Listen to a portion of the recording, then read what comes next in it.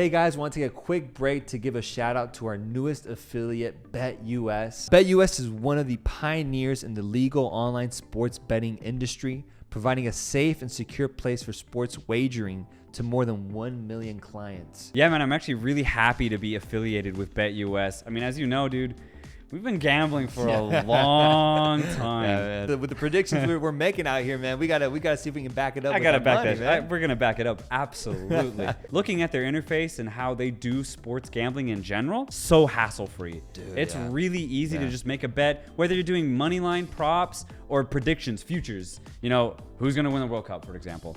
They make it super, super easy to make that bet. If you sign up now, be sure to take advantage of their exclusive 125% sign-up bonus on your first deposit of at least $100. And if you use cryptocurrency to deposit, you can redeem a whopping 200% bonus of up to $2,500. Be sure to use the promo code JOIN125. I'll repeat that one more time. That's JOIN125. That will really help us support the channel, just keep our videos going. Make sure to gamble responsibly and have fun.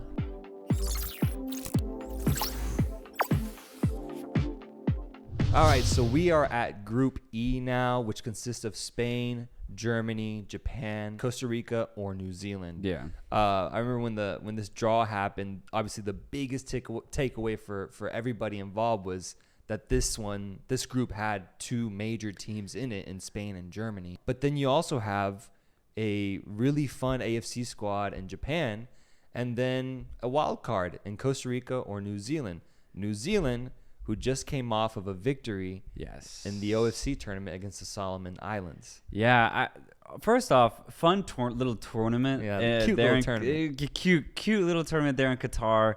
Yeah, I actually tuned into that game, New Zealand against Solomon Islands. I actually tried to catch as much of the OFC games as I could, just because I really liked the idea that it was like a 2-week little tournament. Right. And see who could just get that little playoff spot to face against the eventual CONCACAF side. New Zealand ultimately pretty much did what we thought. They didn't lose a single point over the entire course of the tournament. They won every single game, and then they won that last game in absolute style, just thrashing the Solomon Islands. I feel like the results they pulled off were actually a little bit more dominant than I thought they would be. They really went about their business up there, man. Yeah, and a lot of those group stage games were close, but it's just because Fiji, New Caledonia are good teams. They just can't reach New Zealand's heights. So that's the only problem. Yeah, and then it got weird with like the Cook Islands ended up only just playing one game. Yeah, and Vanuatu didn't play a single game. Yeah. So that Solomon Islands group, they didn't really get any competition, so they got a basically walk through to the knockout stage. Same with Tahiti. Seeing the Solomon Islands in the final, I was actually a little bit bummed because I knew the Solomons were going to get completely outdone. Literally, New Zealand were just going to pick their spots, literally, just because they're better in space. They're way more physical than the Solomon Islands were, and I knew that was going to be completely the island's downfall. Solomon's are actually a really good team as far as like technical ability, speed. They're really pacey, but that's the thing. That's why Papua New Guinea and New Caledonia actually played a little bit better against New Zealand because they're more physical. But it's just kind of funny that Solomon Islands paired up better against Papua, but worse against New Zealand. Right. It's just interesting. I think if there was like any such thing as a losers tournament, Solomon Islands would run that shit up in there. Yes, that is exactly what I was trying to say. Like the teams ranked from 100 to 200 in FIFA rankings, like Solomon Islands would kill. Yeah, they would kill. Yeah. So New Zealand ended up coming out on top, and now they're scheduled to face off against Costa Rica, who at the end of the day gets that 4th CONCACAF qualification spot. Doing it by beating Canada this last cycle, beating the U.S., and then beating El Salvador as well. So 3 huge wins for the Costa Ricans. Enormous wins, man. And honestly, very impressed. Very impressed by just the grit and determination that this Costa Rican side showed. Yeah. I think a big factor that really helped out was just that home crowd, man. That San Jose crowd in those both home games out of the last 3 games that they played was huge. You could see it really fueled the players to go out and get that dub when they really, really needed it. Now, you look at it though, and I see a little bit of fortune on the Costa Rican side as well. If you pair determination and luck, because luck is always exists in sports, always. But I see Costa Rica had a decent amount of luck. That Canada game where they won definitely did not deserve to win.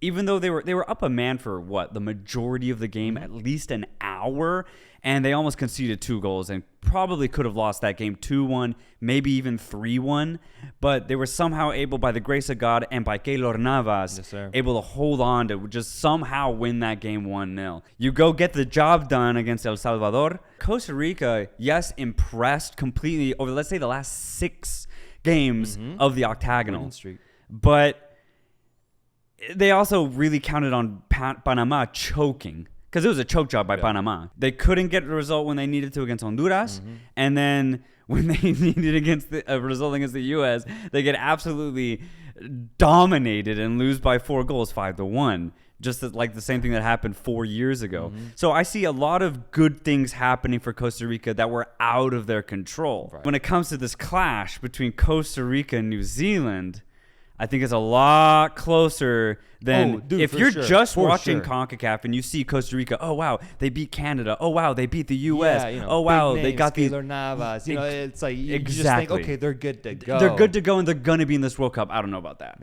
I don't know about that. I don't know either. Most times the intercontinental playoff matchups aren't this close. There usually is a clear gap between the teams that are participating. Yeah, very true. But this is like a straight up. This is a knockout game already. Like the World Cup is here for both these teams. Yeah, Costa Rica has been lucky. Costa Rica has had things go their way. Yeah.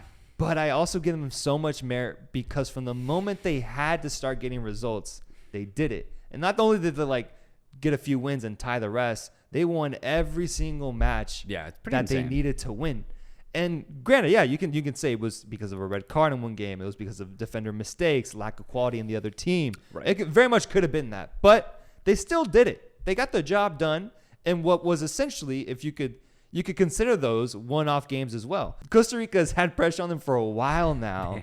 I just think that, you know what? I'm going to bank on them already having the mentality and fortitude to be prepared for a situation like going to Qatar and facing New Zealand and getting a result when they need it the absolute most. So I'm going to go with Costa Rica for this specific match. Yeah. For me, as I probably can tell already by my tone, I'm actually going to go New Zealand. And I'm going to just look at kind of like the past results to kind of explain this. So back in for 2018 Russian World Cup, it was also CONCACAF against Asia this time, right? It was Honduras playing against Australia. I thought Honduras with Romel Kyoto, Anthony Lozano, Albert Ellis, I thought with a front three like that and just a formidable midfield and defense that they already had going into that playoff, I thought that they would be able to beat the Australians. But at the end of the day, they just lost. Yeah. They lost to a better, slightly better, but still a better team. And so I see a very similar thing here. I don't really rate this Costa Rican side as being very good. I see them being as good. Maybe like Honduras was decent. 4 years ago. Decent. Not bad by any means. This is a good team. Yeah. And you're right. I mean, I have to give them credit for what they did in the octagonal to steal that fourth spot from Panama. This New Zealand team has no pressure on them.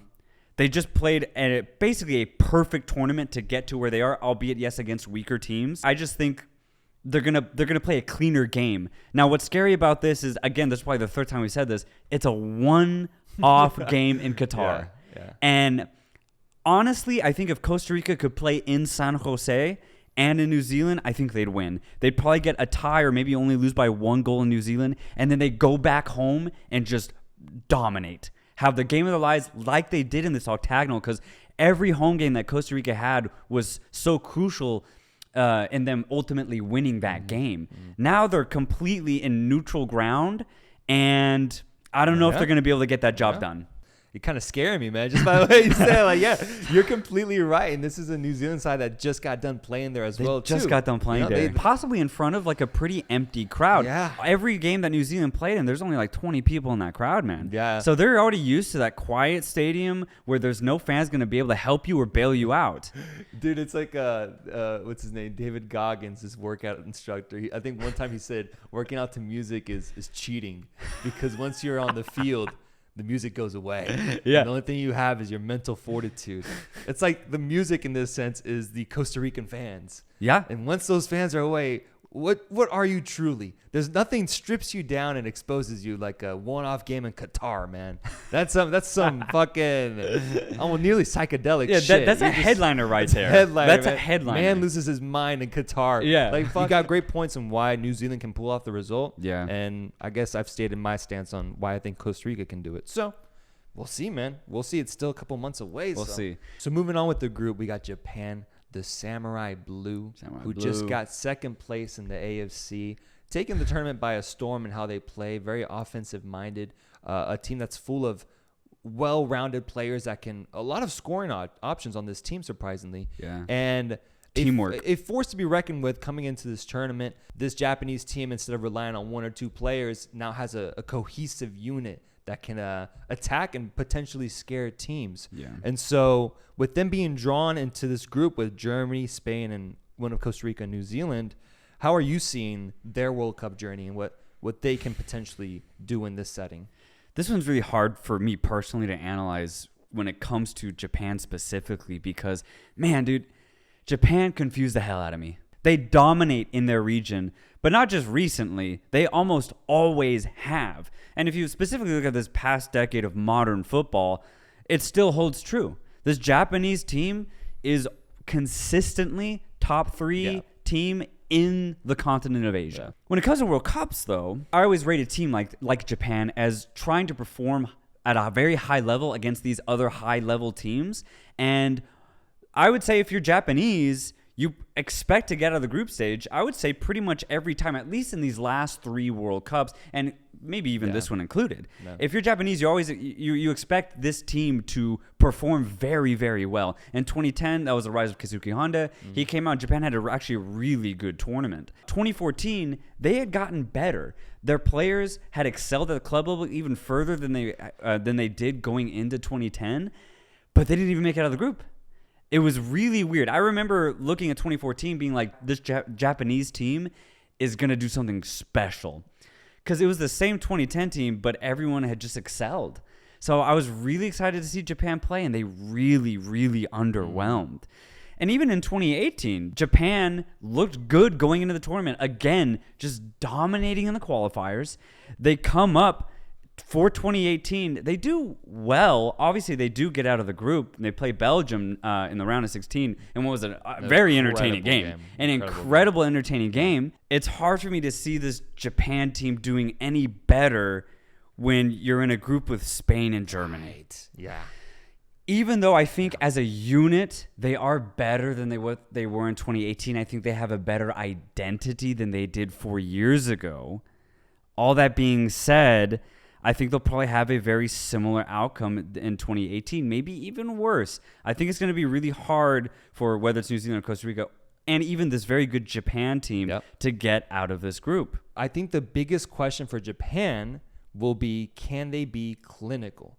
Because they're going to get chances against Spain, Germany, and whoever else is the other team. Oh, yeah. This team especially will get chances. They're so offensive-minded that I know that they'll have the opportunities when they face the big teams. Maybe not a lot, but I'm concerned about it because the last 2 matches I saw was they played against Australia and they won 2-0, but they could have won that 5-0. Dude, you're right. They were ferocious. Minamino had 4 clear-cut chances that he didn't make. Yes. And I was just like, that's okay. a great point. And then they tie Vietnam 1-1 in a game where they clearly dominated, but they weren't clinical enough to beat this lower quality side. Right.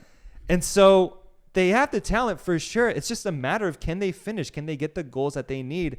And it scares me because I don't know, man. It's going to be a heartbreaking journey for the Japanese this time around. It could be the same thing again. I think if you're Japanese, the thing you got to cling on to is the fact that you do have a really good unit. And that's new. That's different for y'all. And hopefully, as a team, you guys can band together and do something crazy. Lead the Samurai Blue into an incredible round of 16 run, getting past one of Spain or Germany on the way. When you look at it that way, it's kind of unfortunate because so many of the groups that we've just covered, that second spot is open. It's open for that third or fourth place team to at least fight for it. But man, just getting a draw of Spain and Germany, it's not even just the name of Spain or Germany. These are actually top quality sides. I think it'd be hard for anybody. Anybody that's not already at Spain or Germany's level to try and compete and get that second spot. Now, obviously, crazy things can happen. Germany, 4 years ago, didn't make it out. So who knows? Next up is Germany, who, in order to get to the World Cup, they had to top their group in the European qualification. I'm going to just get straight to it. I can't find a single reason why this German team would struggle. I can't find it, because they have depth. They're very intimidating, and they have the potential to play like a very petrifying style of football now. Yeah. This team has reinvigorated itself, fought off its past demons from 2018, gotten rid of completely the team and the mold that was there. Now we have just a few names that still remain, such as Mueller and Neuer, but those are classics. I'm a little scared of them, man, because my biggest question for Germany going into this tournament is not a question of their talent or their skill or quality. It's a question of, can they lock in? Can they find that classic surgical approach that we've seen so many times in German teams? Can this team modernize that? Just see all the tools that a Germany would need in order to achieve that. I see it in this team. And so I'm actually very high on them going into this tournament. Yeah, I really like that point you made, in the sense that, like, if this German team does find its flow, there is no reason why they shouldn't probably make it to the semifinals. This team is very talented, pound for pound. They're completely stacked in every position. And, it's kind of interesting because when I think Germany, I make the immediate parallel in my mind to Bayern Munich. Yeah. A very similar team in that, maybe they're not going to have the best flair, but surgically they can pick you apart. And there's no reason why a team like Bayern Munich, for example, can't make it to the semifinals of the Champions League pretty much every year. Yeah. Year in, year out. Whether Bayern's having a weird year, an off year, they're still so talented in pretty much every single position that, there's a good chance that they'll just beat pretty much any team on any given day. That's also why I think this German team might not make it as far as they probably could, because if they do face a team that's on it, I don't know if this German team is as experienced to handle something like that. Not yet. The German team is very new, like you said. That 2018 team was very much just a post-tournament 2014 team. Yeah. It was like, hey, we won in 2014. Let's pretty much just use the same type of guys and see if we can repeat that. Yeah. But it's like the 7th Fast and Furious, Yeah, exactly. It's past its time. Completely past its time, and obviously it completely didn't work. Yeah. But this team is completely rejuvenated, it's reinvigorated. Obviously, their coach, Hansi Flick, has completely gotten the support from Germany as a whole, from even the Bundesliga. They're happy that he's now in charge. Yeah. And the players seem to really enjoy him at the top as well. Let's say they do face a really top team in this tournament. I don't know if this German team has the experience to truly handle that type of heat. Now, if they do, then this team can go all the way and win the tournament. Yeah. That's the thing. And the thing is that I feel that question will be answered in the group stage when they can still get away with it, because they'll face off against a great Spanish team. Yeah, that's going to be a great test. Let's say they win that match. I'm all in on Germany. Really thinking about it, it's like Germany have gone through a very quick rebirth of their entire system. In 2006, Germany was hosting the World Cup. So this was like, can we build together a team that can compete at the highest level and take it all the way for our people as the host nation, right? Wasn't able to do that, but there was hope. 2010, Jogi Löw comes in. He brings in all these big players together, a very young German squad, and they went all the way to the semifinals, right? Yeah. And then 2014, all that work that they had built from 2006 up to 2014 finally culminated them in lifting the World Cup. Yeah. 2018, you see the death of that German side that started all the way in 2006, and now immediately, just 4 years later in 2022, they have been reborn. Yeah. And so it's interesting because now I look ahead. Is 2022 a prep for the U.S. going into 2026? I kind of can see this tournament being the same for Germany. Maybe they don't have a very successful tournament. Maybe they crash out in the round of 16. Or maybe they do something like in 2010 where they go all the way to the semifinals. I honestly think Germany could do that. Yeah. Let's say they make it to quarterfinals, for example. They could use that and build to a very successful tournament in 2026 using the core of players that Hansi Flick has grouped together. Yeah. But they're matched up in this group with a loaded Spanish team. This is a Spanish team that qualified for the World Cup after topping their group with Sweden, and has slowly been rebuilding itself as well in the way that Germany did too since 2010 in their victory in the World Cup. In 2018, they went out in the round of 16 against Russia. And so they're looking for new beginnings, or maybe a new approach to the tournament as a whole, so that hopefully we can see a Spanish team go deep into this tournament once again. What really fascinates me about this team is how many options they have at their disposal. Curiously enough, I also think that's the one factor that worries me the most about them specifically. I feel like when you look at teams from France, even Germany, Belgium, teams that are loaded with talent, there usually is a clear starting 11 from which to pick from. Yes. But if you look at Spain's previous, like all the matches they played throughout World Cup qualification, also Nations League, they tend to have a wide variety or weird mixes of starting 11s. But you look at the back, and there really isn't a solidified center back partnership. I think Laporte is really the only one that's for sure there, but sometimes you get Garcia. You used to get Piqué, but he retired from the team. Does he come back? And then in the midfield, you have so many options that I haven't seen a clear three. They have Gavi, Pedri, Busquets, Koke, Llorente, Soler. Like, that's so many options to choose from. And I haven't seen a solidified three there. And then you look up front, Sarabia, Morata, Olmo, Pino, Torres, De Tomas. Just loaded with options, but really not a clear-cut option outside of Morata, really. And so my biggest question for Spain this World Cup is, can they find a clear starting 11 that they can rely on to get them the results they need this World Cup? When you look at it, when you look at the Spanish squad, let's say the first 11 or even the next 18, right? There really isn't a standout star for this team. Obviously, they're all the Spanish team is so stacked that they're all pretty much stars at club level, right? You bring them all together, really not one shines necessarily. The way I liken the Spanish team is basically a Japan 2.0. It's a team that completely relies on teamwork. And that's why I thought they had such a successful Euros, and why it really impressed me in that tournament is because they didn't rely on, for example, a single striker or a single winger to kind of just dominate their offense or at least get the juices flowing. It was pretty much all 6 outfield players that wasn't the back line had the same responsibility to lead to a successful offense.